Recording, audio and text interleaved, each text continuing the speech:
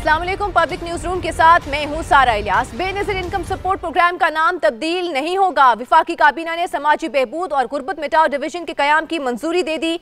गुर्बत मिटाओ फंड, बैतुल माल और बेनज़ीर इनकम सपोर्ट प्रोग्राम नए डिवीजन के मातहत होंगे। IPL मैचेस पाकिस्तान में दिखाने पर पाबंदी लगा दी गई है। वज़ीर इत्तलात फवाद चौधरी ने प्रेस ब्रीफिंग में काबीना के फैसलों से मुतालिक अवाम को आगाह किया है। यह अहम प्रेस कॉन्फ्रेंस की है। विफाकी वज़ीर इत्तलात फवाद चौधरी ने प्रेस ब्रीफिंग में उनका कहना था कि बेनज़ीर इनकम सपोर्ट प्रोग्राम जिसका नाम तब्दील करने पर पीपल्स पार्टी ने शदीद तहफ़्फ़ुज़ात का इज़हार किया था, उसका नाम तब्दील नहीं किया जाएगा। विफाकी काबीना ने समाजी बहबूद और गुर्बत मिटाओ डिवीजन के क़याम की बाकायदा मंजूरी दे दी है और गुर्बत मिटाओ फंड, बैतुल माल और बेनज़ीर इनकम सपोर्ट प्रोग्राम नए डिवीजन के अब मातहत होंगे। IPL मैचेस के हवाले से भी उनका कहना था कि IPL मैचेस पाकिस्तान में दिखाने पर अब पाबंदी लगा दी जाएगी और ये तमाम बातें उन्होंने बताई हैं, आज अवाम के सामने रखी हैं। ये तमाम मामलात हैं जो काबीना के इजलास में डिस्कस किए गए थे और काबीना के फैसलों से मुतालिक आज विफाकी वज़ीर इत्तलात फवाद चौधरी ने कौम को आगाह किया है। एक अहम मामला बेनज़ीर इनकम सपोर्ट प्रोग्राम जिस पर बहुत सारी बातचीत हो रही थी गुज़िश्ता दिनों में, उसका नाम अब तब्दील नहीं किया जाएगा। ये काबीना ने फैसला किया है।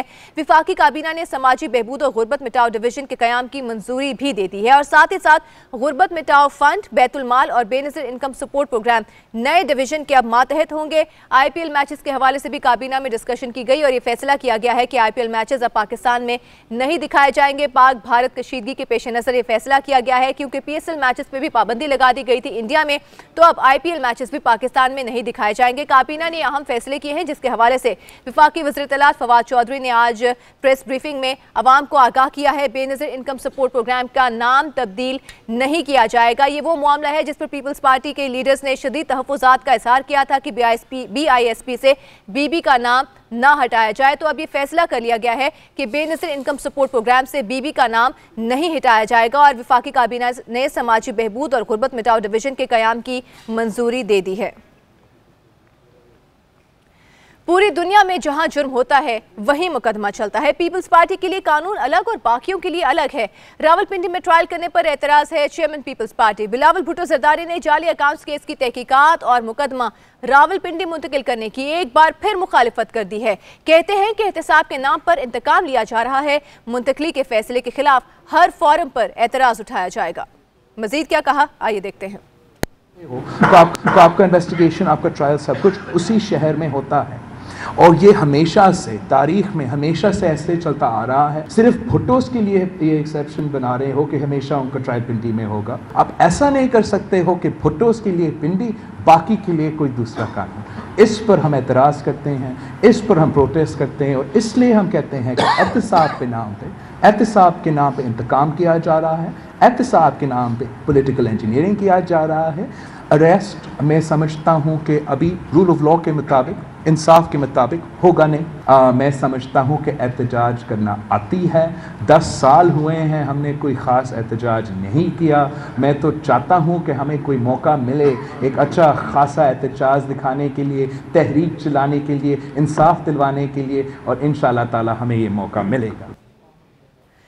तो एक बार फिर से चेयरमैन पीपल्स पार्टी बिलावल भुट्टो जरदारी ने केस मुंतकली के हवाले से अपने शदीद तहफ़्फ़ुज़ात जो हैं उनका एक बार फिर से खुलकर इज़हार किया है। उनका ये कहना था कि पूरी दुनिया में ये रिवायत है कि जहां पर जुर्म होता है वहीं पर उस केस का ट्रायल भी किया जाता है, वहां पर ही फैसला सुनाया जाता है। हमारे लिए भुट्टोस के लिए कानून अलग है जबकि बाकी पार्टीज और बाकी नुमाइंदगान या पार्टी लीडर्स हैं उनके लिए कानून अलग है। तो इस हवाले से बिलावल भुट्टो जरदारी ने शदीद तहफ़्फ़ुज़ात का इज़हार किया है। रावलपिंडी में ट्रायल करने पर एतराज़ है उन्हें। चेयरमैन पीपल्स पार्टी बिलावल भुट्टो जरदारी ने जाली अकाउंट्स केस की तहकीकात और मुकदमा रावलपिंडी मुंतकिल करने की एक बार फिर खुलकर मुखालिफत कर दी है।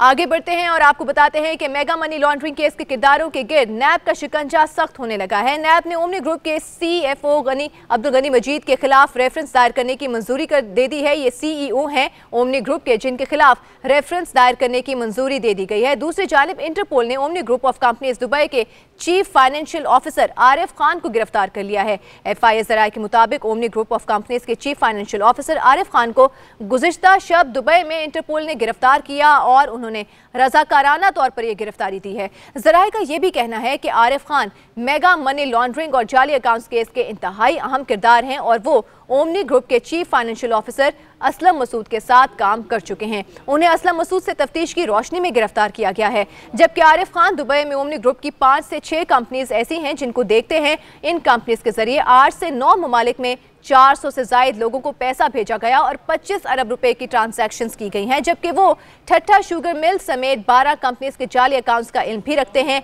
FIA जराये के मुताबिक जाली अकाउंट्स केस में असलम मसूद की टिप पर मजीद गिरफ्तारियों का भी इम्कान है, तो ये आरिफ खान की गिरफ्तारी इंतहाई अहम साबित हो सकती है। जाली अकाउंट्स केस की पेशरफ्त के हवाले से ये असलम मसूद के साथ काम भी कर चुके हैं और मजीद इंकशाफात इनके जानिब से आ सकते हैं। इस केस में मजीद पेशरफ्त हो सकती है। मेगा मनी लॉन्ड्रिंग केस के किरदारों के गिर्द अब नैब का शिकंजा मजीद सख्त होता हुआ, मजीद तंग होता हुआ नजर आ रहा है। नैब ने ओमनी ग्रुप के CEO अब्दुल गनी मजीद के खिलाफ रेफरेंस दायर करने की मंजूरी दे दी है।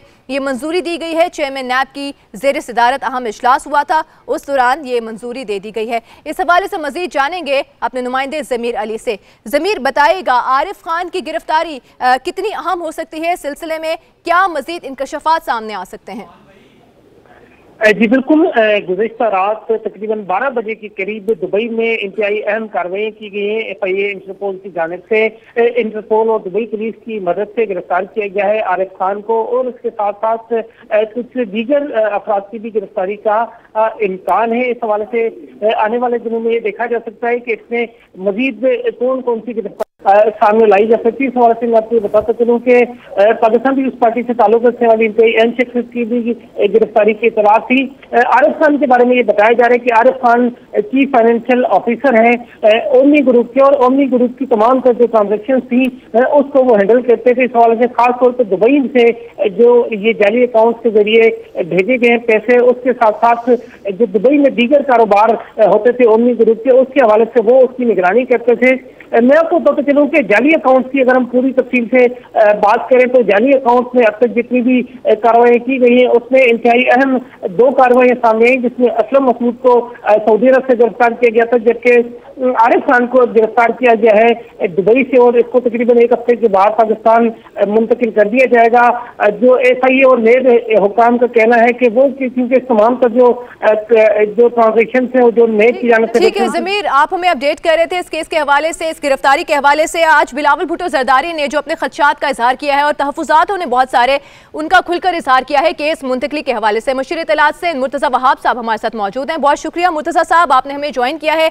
ये बताएगा कि कानून, क्या आप कानून पर भी नजर रखते हैं बड़ी गहरी, क्या वाकई ऐसा है, इसके कोई कानूनी नुक्ता कोई जस्टिफाई करता है बिलावल भुट्टो जरदारी के इस पॉइंट को कि जहां पर जिस जगह पर जुर्म का इर्तिकाब हुआ है वहां पर ही केस का ट्रायल होगा, वहां पर ही फैसला सुनाया जाएगा? क्या वाकई कानून के खिलाफ है ये मुंतकली? देखिए, मैं समझता हूँ कि ना सिर्फ पाकिस्तान का बल्कि बैनुल अक़वामी एतबार से अगर आप कानून देखेंगे, दुनिया भर के कवानीन देखेंगे, तो ये मुसल्लिमा उसूल है दुनिया भर के अंदर कि जिस शहर के अंदर, जिस जिले के अंदर, जिस स्टेट के अंदर वो जुर्म वाक़ होता है, उसी जुर्म का जो इन्वेस्टिगेशन होती है और उसका जो ट्रायल चलता है वो उसी सूबे की अदालतों में, उसी शहर की अदालतों में चलता है। ये पाकिस्तान के कानून के अंदर आपको बेशुमार इसकी नज़ीरें मिलेंगी, और सिर्फ पाकिस्तान नहीं, आप भारत चले जाइए, आप इंग्लैंड चले जाइए, अमेरिका, कनाडा, ऑस्ट्रेलिया चले जाइए, जहाँ कहीं भी एक कॉमन लॉ सिस्टम फॉलो किया जाता है जो कि पाकिस्तान में चलता है, वहाँ पे यही उसूल है कि जहाँ पर जुर्म होगा वहीं पर तफ्तीश होगी और वहीं पर अदालत में केस फाइल किया जाएगा। अच्छा मुर्तजा साहब, आगे पीपल्स पार्टी की सीनियर लीडरशिप क्या इरादा रखती है? कौन कौन से फोरम्स पे ये कानूनी जंग लड़ी जाएगी इन केस की मुंतकली के हवाले से? देखिए, अभी जो हाईकोर्ट का फैसला आया है उसका मुताला मैंने नहीं किया, तो फैसला पढ़ लेंगे, उसके बाद अपनी स्ट्रैटेजी कायम करेंगे। लेकिन मैं समझता हूँ ये कानूनी मुकदमे से ज्यादा एक सियासी मुकदमा है, सियासी नौयत का मुकदमा है, सियासी हदफ है इस मुकदमे का कि पाकिस्तान पीपुल्स पार्टी की लीडरशिप को आप मलाइन करना चाहते हैं, उसको हिरासा करना चाहते हैं, तो हम इंशाल्लाह कानूनी एतबार से भी और सियासी एतबार से भी इन केसेस का सामना करेंगे और अपना नैरेटिव पाकिस्तान की आवाम के सामने रखेंगे। आप कह रहे हैं कि एक सियासी रंग दिया जा रहा है इस मुकदमे को, लेकिन लीगल एलिमेंट्स भी तो बहुत सारे हैं, गिरफ्तारियां हो रही हैं और मजीद पेशरफ्त इस केस में आगे बढ़ती जा रही है। जाली अकाउंट्स केस की अगर हम बात करें तो नहीं, तो क्या माजी में गिरफ्तारियां नहीं हुई? सवाल गिरफ्तारी का नहीं होता, सवाल होता है जुर्म साबित करने का। माजी में आपने आसिफ अली जरदारी साहब को गिरफ्तार किया, 11 साल हिरासत में रखा, क्या आप जुर्म साबित करता है? नहीं। आपको हर केस के अंदर बाइज्जत बरी करना पड़ा आसिफ अली जरदारी साहब को। इसी तरह बहुत सारी आपको और मिसालें मौजूद हैं। यूसुफ रज़ा गिलानी साहब को आपने हिरासत में रखा, आखिर में कोई जुर्म साबित नहीं हुआ। हामिद सईद कादरी को आपने हिरासत में रखा, कोई जुर्म साबित नहीं हुआ। तो इस तरह के सियासी नौयत की जब मुकदमा कायम किया जाता है तो उसके सियासी कॉनोटेशन होते हैं और वो प्रेशर के लिए बेसिकली डाला जाता है। लेकिन पाकिस्तान पीपल्स पार्टी की लीडरशिप प्रेशर में नहीं आएगी, इंशाल्लाह बहादुरी के साथ इन केसेस का सामना करेगी और पाकिस्तान की आवाम के दरमियान रहेगी और अपना दिफा पेश करेगी। बहुत शुक्रिया। मुशीर इत्तलात से मुर्तज़ा वहाब साहब हमसे बात कर रहे थे और उनका ये कहना है कि पीपल्स पार्टी की लीडरशिप किसी किस्म के प्रेशर में नहीं आएगी, बहादुरी के साथ इन तमाम केसेस को फेस करेगी। और उनका ये कहना है कि जो केसेस बनाए गए हैं पीपल्स पार्टी की सीनियर लीडरशिप के खिलाफ, उन्हें सियासी रंग दिया जा रहा है। ज़मीर अली हमारे नुमाइंदे हमारे साथ मौजूद हैं। ज़मीर, आप हमें बता रहे थे आरिफ खान की गिरफ्तारी के हवाले से, रज़ाकाराना तौर पर जो उन्होंने गिरफ्तारी दी है, इससे केस में मजीद अहम क्या पेशरफ्त हो सकती है, मजीद क्या इंकशाफात सामने आ सकते हैं और कितना दायरा तंग हो सकता है पीपल्स पार्टी के गिर्द?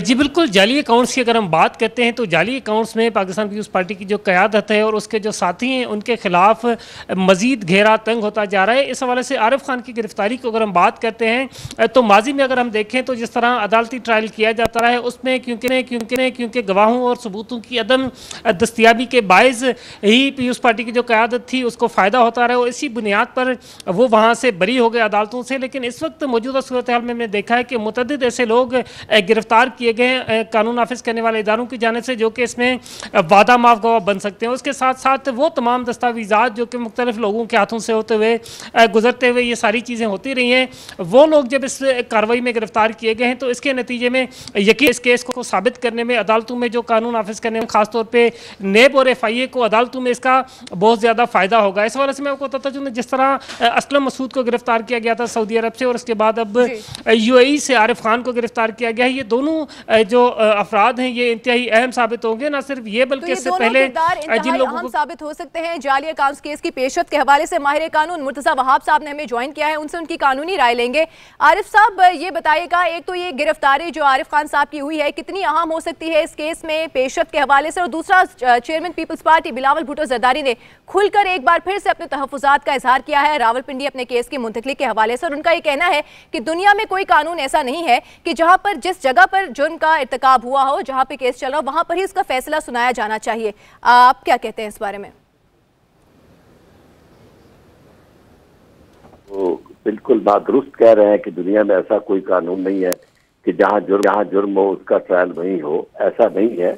ये हर जगह कानून मौजूद है कि जहां ये प्रॉब्लम हो कि एविडेंस टेम्परवेड हो सकती हो और या किसी सूरत में भी प्रोसिक्यूशन को कोई तहफ़्फ़ुज़ात हो, कोई प्रॉब्लम्स हो, तो उसको सामने रखते हुए कोर्ट जो है वो कन्वीनियंस जो है उसकी देखते हैं प्रोसिक्यूशन की, और उसके मुताबिक ट्रायल किसी और जगह होना, यानी अगर ये कोई फेडरल क्राइम है इसमें कोई ऐसी बात नहीं है।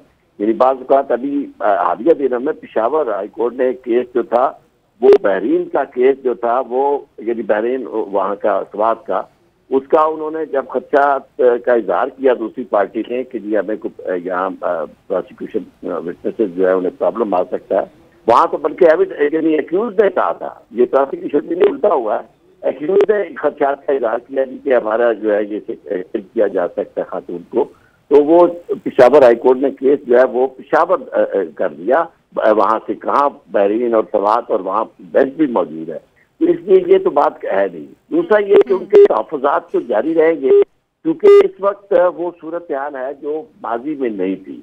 माजी में भी ये बरी नहीं इस तरह हो सकते थे अगर यही जो तरीक़ेकार अब रखा गया है कि करबोरेटिव एविडेंस जो है सारी की सारी कलेक्ट करके कड़ियों से कड़ियाँ मिलाई जाए और उन्हें वो तमाम गवाहान जो है वो पेश किए जाए प्रोसिक्यूशन की तरफ से, जो इस केस को हर सतह पे साबित करते हैं, एक कड़ी के साथ दूसरी को जोड़ते हैं, तो ऐसी सूरत में कोई मुल्ज़म जो है वो बरी नहीं होता। मुल्ज़म बरी वो उसी वक्त होता है जब उसे इस तरह का फायदा दिया जाता है कि जो यानी आपस में यानी कोऑपरेशन नहीं होती, ये यानी जो उसके खिलाफ इल्ज़ाम है उस इल्ज़ाम को साबित करने के लिए एविडेंस जो है प्रोसिक्यूशन की जिम्मेदारी ये होती है कि एविडेंस ऐसी हो जो काबिल एतमाद हो, रिलायबल हो, और स्पेशली अगर अप्रूवर मिल जाए जो खुद उस जुर्म में इन्वॉल्व हो और वो जो है साबित करे, तो उसमें तो फिर बहुत ज्यादा आसानी होती है। ये जिस तरह आपने अभी गवाहान की बात की है, तो CFO हैं आरिफ खान जिन्होंने रजाकाराना तौर पर अपनी गिरफ्तारी दी है। दुबई में 5 से 6 कंपनीज को देखते भी रहे हैं, कितनी अहम हो सकती है गिरफ्तारी इस केस में? बहुत अहम है, क्योंकि इसमें मसूद या जितने लोग भी, आरिफ खान के जितने लोग मुतलका जो आप गिरफ्तार हो रहे हैं, बुनियादी तौर पर ये वही लोग हैं जो उनके लिए करते रहे हैं उनकी कंपनियों के लिए, और जो मनी लॉन्ड्रिंग में इन्वॉल्व रहे हैं। आप मनी लॉन्ड्रिंग को साबित करने के लिए बैंक अकाउंट्स से मुतल्लिक लोग, अकाउंट्स को देखने वाले लोग, अकाउंट से मुतल्लिक, और इसके अलावा जो लोग शामिल रहे हैं इस तरह की उनके ऑपरेशन में, ये सारे के सारे बहुत मटीरियल विटनेसेस हैं जिनकी शहादत जो है वो काफी है उसे यानी इनकी कन्विक्शन के लिए। और प्रॉब्लम भी यही, जब उन्हें नजर आ रहा है तो आप वो वाकई वो इस हद तक कोशिश कर रहे हैं कि इसे पोलिटिसाइज किया जाए और हर सतह पे इस तरह की बात की जाए कि जिससे प्रोसिक्यूशन और यानी नैब की जो है उसके और FIA जो है उसकी प्रोसिक्यूशन को और उनके उस सारे जो तो आपके ख्याल में गिरफ्तारी इंतहाई अहम हो सकती है जाली अकाउंट्स केस में पेशरफ के हवाले से? बहुत शुक्रिया आपका आरिफ चौधरी साहब, आप अपनी राय से हमें आगाह कर रहे थे। इस वक्त आपको बराह रास्त लिए चलते हैं, वज़ीर खजाना असद उमर तकरीब से खिताब कर रहे हैं। कुल $1 अरब के हों और $2 बिलियन का महाना आप करंट अकाउंट डेफिसिट कर रहे हो, इंपोर्ट्स नहीं, करंट अकाउंट डेफिसिट। तो मुझे बता दें कौन सी का तरीका है जिसमें इकोनॉमी को स्लो डाउन किए बगैर बैंक्रप्सी से बचाया जा सकता है? That is unfortunately where somebody who is not as good an economist as Sartaj Aziz left the economy on May 31, 2018. And these are hard data points which I am quoting. अगर कोई please feel free to attack me.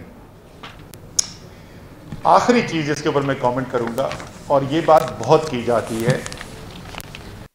Political confrontation से economy के ऊपर negative impacts आते हैं।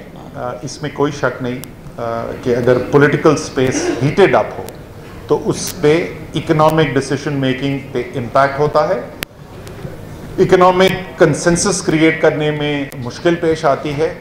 And therefore ये तो दुरुस्त है कि अमूमी हालात के अंदर पॉलिटिकल कॉन्फ्रंटेशन जो है वो एक अच्छी चीज नहीं है मईशत के लिए। लेकिन क्या प्रोसीड्स ऑफ क्राइम को ट्रैक करना और क्रिमिनल्स को पनिश करना पॉलिटिकल कॉन्फ्रंटेशन है और upholding of the rule of law है? And I think without going into details we must distinguish between the two. The first should be avoided, लेकिन the second one we should never shy away from, because in the long run our society will be strengthened by that. In the long run, if there is rule of law, if there is supremacy of the constitution, if there is justice of society, it will work for helping the economy and not hurting it. So हमें उससे घबराना नहीं चाहिए, और to that extent एक short term अगर हमें जरा सा हो भी तो हमें उसके ऊपर ज्यादा परेशान नहीं होना चाहिए। लेकिन जैसे मैंने कहा कि अगर हम इकोनॉमिक कंसेंसस क्रिएट कर चुके हैं तो वो एक मईशत के लिए अच्छी चीज़ है। पिछले 5 साल में हमने बड़ी दफ़ा ये सुना, उस वक़्त के वज़ीर ख़जाना से, कम 4 साल जो वज़ीर ख़जाना थे, वो बार बार मीसाके मईशत की बात करते थे। और मुझसे जब भी लोग इस्लामाबाद में वज़ीर ख़जाना असद उमर तकरीब से खिताब कर रहे थे, जिसमें उनका कहना था कि पाकिस्तान मईशत पर एलीट क्लास का कब्जा है। कुछ मज़ीद अहम इशूज़ पे बात करेंगे इस ब्रेक के बाद, आप हमारे साथ रहिएगा।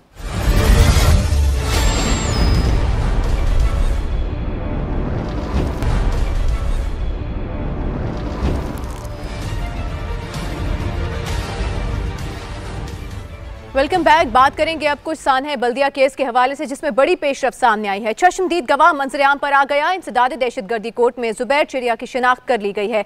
बताया गया कि जुबैर ने गोदाम में मौजूद कपड़े पर थैलियां फेंकी, फिर दूसरे मंजिल पर आग लगाई। सिक्योरिटी खदशात के बायस गवाह का नाम सीगा-ए-राज में रखा गया है। 7 साल कबल फैक्ट्री में 260 अफराद जिंदा जल गए थे। मुतासरीन आज भी इंसाफ के मुंतजर हैं।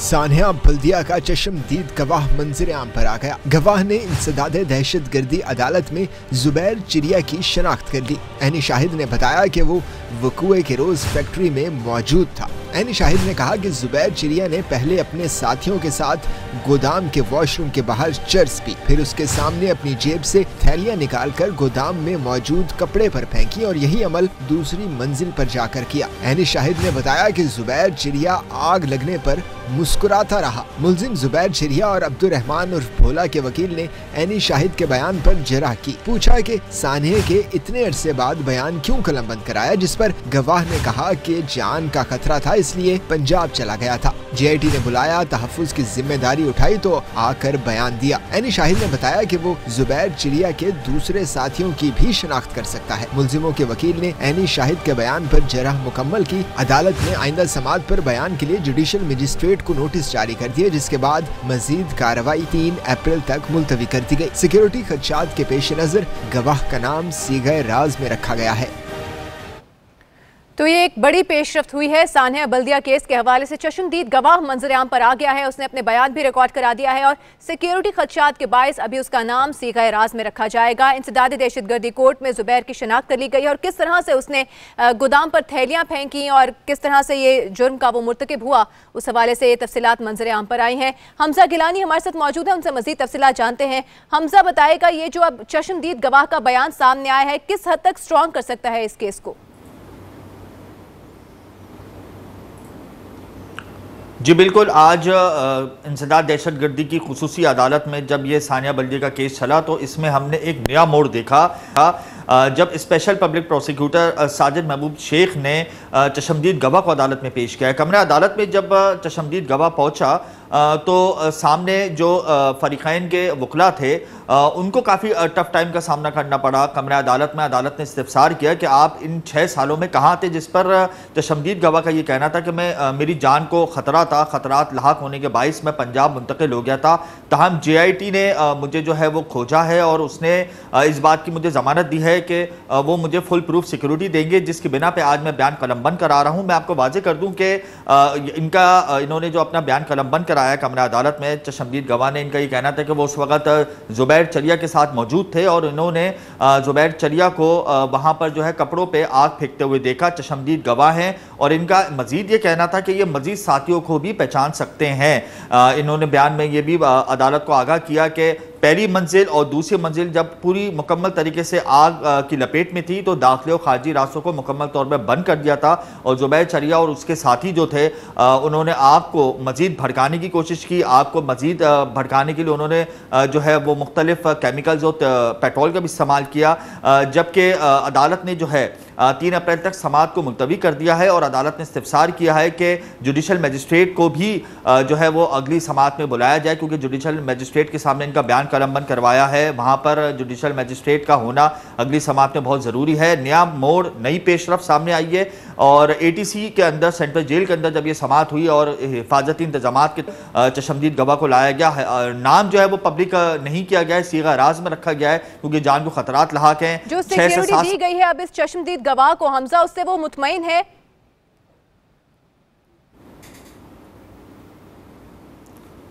जी, चश्मदीद गवाह को जो है वो सख्त सिक्योरिटी में लाया गया था और अगली समाअत में भी जो है वो सख्त सिक्योरिटी में पेश किया जाएगा।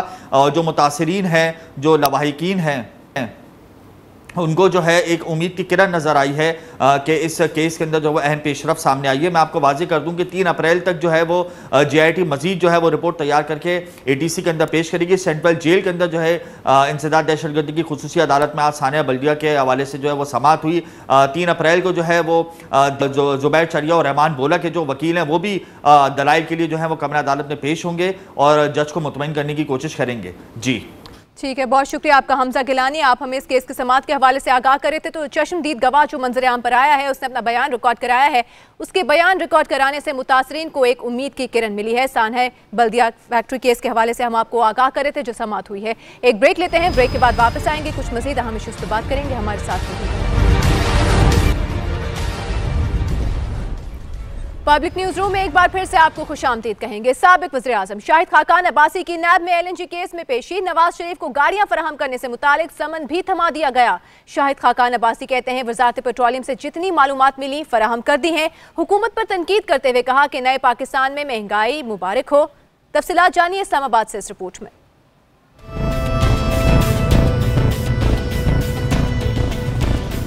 साबिक वज़ीर-ए-आज़म शाहिद खाकान अब्बासी LNG केस में नैब में पेश हुए। नैब ऑफिस आमद के मौके पर कहा कि कुछ मालूमात वज़ारत पेट्रोलियम से मिली, जिनकी बुनियाद पर जवाब तहरीर किया। थोड़ी सी इन्फॉर्मेशन उन्होंने दी है तो मैंने वो बना के आज दे दूंगा। तो जो इन्फॉर्मेशन आती है उसके मुताबिक बना के। मलिक जुबैर की सरबराही में नैब इन्वेस्टिगेशन टीम ने साबिक वज़ीर-ए-आज़म से तफ्तीश की और शाहिद खाकान अब्बासी ने तहरीरी जवाब नैब हुकाम को दिया। नैब ने शरीफ खानदान को गाड़ियों से मुतालिक केस का समन भी थमा दिया। नैब हुकाम ने साबिक वज़ीर-ए-आज़म का बयान रिकॉर्ड किया। नैब से वापसी पर मीडिया से गुफ्तगू करते हुए उन्होंने कहा कि नया पाकिस्तान में महंगाई मुबारक हो। महंगाई नया पाकिस्तान है, महंगाई भी मुबारक हो आपको। शाहिद खाकान अब्बासी का कहना था कि इलाज का मामला इंसानी हुकूक में आता है। नवाज शरीफ को इलाज के लिए बैरूनी मुल्क जाने की जरूरत हुई तो अप्लाई कर दिया जाएगा।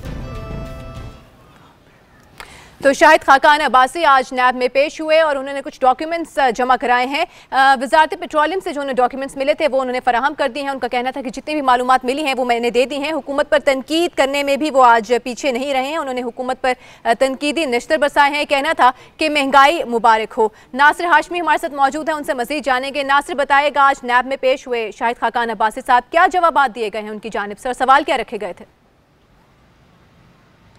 जी देखें, क्योंकि साबिक वज़ीर-ए-आज़म शाहिद खाकान अब्बासी की अब मुश्किलात बढ़ती जा रही हैं, क्योंकि अब नैब जो है उनके ख़िलाफ़ 4 केसेस में तहकीकात कर रहा है। पहले सिर्फ LNG स्कैंडल पे ही 75 सवालात थे और उसका ही जवाब 6 दफ़ा उनको तलब किया गया, लेकिन उसके जवाबात वो देने में नाकाम रहे, क्योंकि उनको जब भी बुलाया गया उनके पास इंफॉर्मेशन मुकम्मल नहीं होती थी, कभी रिकॉर्ड नहीं होता था, कभी वो कहते थे कि मैंने लिखा है, मुझे सरकारी रिकॉर्ड चाहिए। और अभी भी थोड़ी थोड़ी करके इंफॉर्मेशन जो है वो नैब की तहकीकाती टीम को दे रहे हैं, लेकिन अब उनको एक नए केस का सामना है, क्योंकि शरीफ ख़ानदान को जो गाड़ियाँ उन्होंने गिफ्ट दी वो गाड़ियाँ सार कॉन्फ्रेंस के नाम पर यहाँ मंगवाई गई बगैर टैक्स के। महंगी गाड़ियाँ BMW बुलेट प्रूफ गाड़ियाँ हैं ये, जो मरियम नवाज, साबिक वज़ीर-ए-आज़म नवाज शरीफ के और कैप्टन सफदर और उनके घर के दीगर जो अफराद हैं उनके ज़ेरे इस्तेमाल हैं। और जब नवाज शरीफ नाअहल भी हो गए और उसके बाद भी वो इस्तेमाल करते रहे, बल्कि हमारी इंफॉर्मेशन के मुताबिक